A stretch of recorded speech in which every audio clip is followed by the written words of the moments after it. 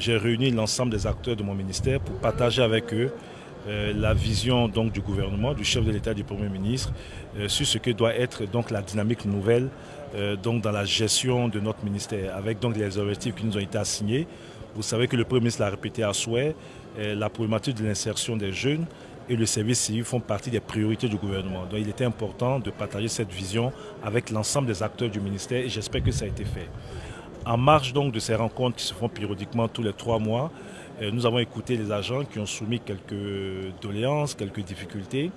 Et aujourd'hui, donc, les assistants conseillers qui couvrent les 201 guichets emploi que nous avons sur l'ensemble du territoire national sont dotés aujourd'hui de matériel roulant, notamment de motos, leur permettant ainsi d'avoir plus de mobilité.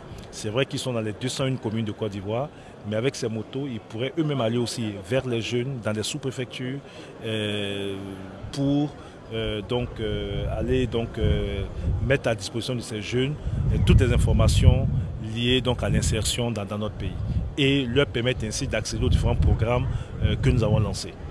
Depuis 10 ans, la Côte d'Ivoire est dans une bonne dynamique au niveau donc, économique et cela induit forcément, cela a eu donc des conséquences positives sur l'emploi des jeunes. Ça a été rappelé à souhait, 2 800 000 emplois créés, dont 1 800 000 généralement donc, pour les jeunes. Mais sur la période 2020, dans le cadre du programme social du gouvernement, c'est 127 000 jeunes que nous avons pu traiter pour 59 milliards de francs CFA. Cela ne prend même pas en compte tous ces jeunes qui ont eu un emploi formel, puisque nous avons sur les 2 années, 2019 et 2020, près de 160 000 jeunes qui ont eu aussi un emploi formel. Donc les deux résultats combinés, c'est près de 300 000 jeunes qui ont été traités sur ces 2 années. Et ces résultats ne doivent pas faire cacher donc, la réalité.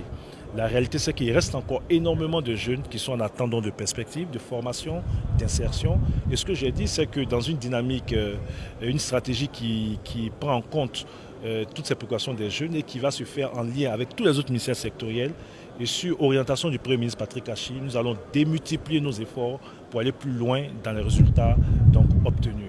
Et nous ferons en sorte que pour les années à venir, il y ait plus de jeunes qui aient donc des possibilités d'insertion. Et dans l'objectif global qui a été donc fixé par le chef du gouvernement, le Premier ministre Patrick Achi, sur les 8 millions de jeunes à traiter d'ici 2030, d'ici 2025, nous voulons, en lien avec tous les autres ministères sectoriels, pouvoir traiter au moins 2 millions de personnes dans nos différents dispositifs de formation et d'insertion.